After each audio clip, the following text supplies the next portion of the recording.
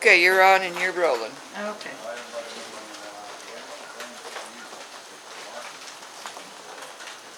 As I was telling Rod a few minutes ago, can you hear me? Everything fine? Good.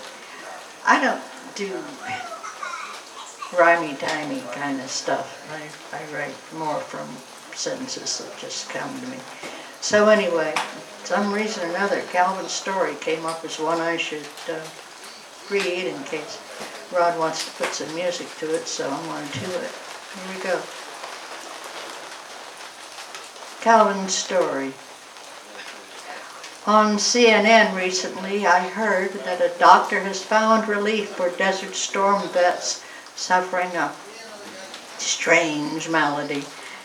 Headaches, sleep disorders, weight loss, chronic fatigue. The symptoms I remember you suffering, Calvin, from Uncle Sam's Korean encounter. Yes, I remember too well your suffering, your desperate attempts to hang on to your dignity while army doctors spent their energies convincing you that you were crazy, insisting your headaches were mental, your fatigue a character fault. I remember how they got you high and kept you there on morphine until you defied them, went cold turkey to shake that monkey off your back. Next, they introduced you to Demerol. But again, you fought back. So they substituted their latest wonder drug, Talwin, assuring you that it was not addicting. By then, tormented with pain, there was no fight left.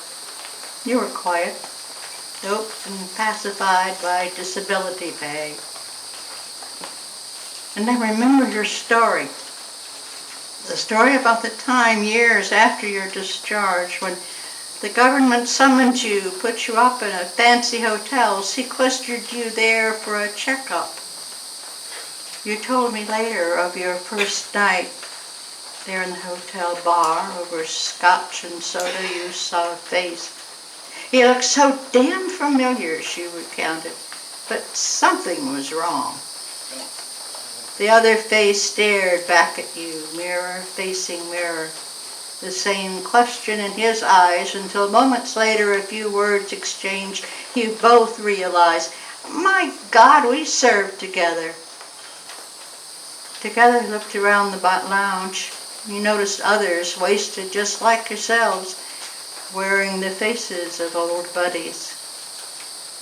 Buddies gathered round that bar assembled on that city on command.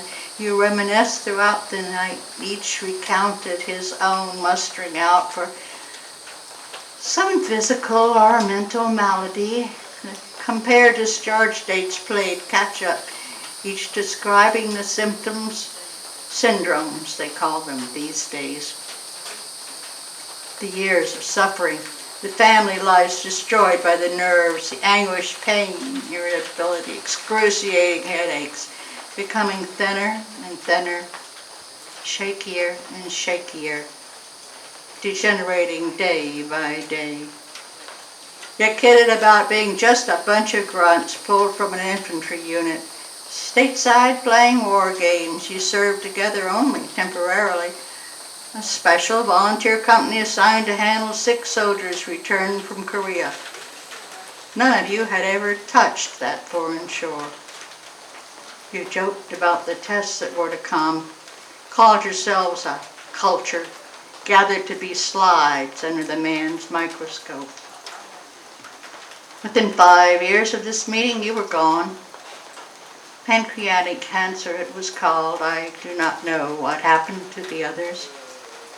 No one would listen when I told your story, though your army psychiatrist did admit to me that he was not confident this recollection was merely an illusion fashioned by a schizophrenic mind.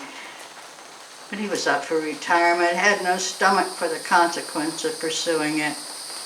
And I, a young widow with 3 daughters to raise, had no money to fight. Life went on. I was left with nothing but a flag. I gave it to your mother. I wrote this one the same night that I first shared that one. It's called CNN's Live Real-Time War, Desert Storm. We sit in our living rooms, watch generals make decisions right in the moment. Guns blast, bombs drop, bodies fall, real fireworks fill the air. War committed by electronics before dawn's early light. The soldiers and civilians die. We flip channels during commercial break. Okay, that's it.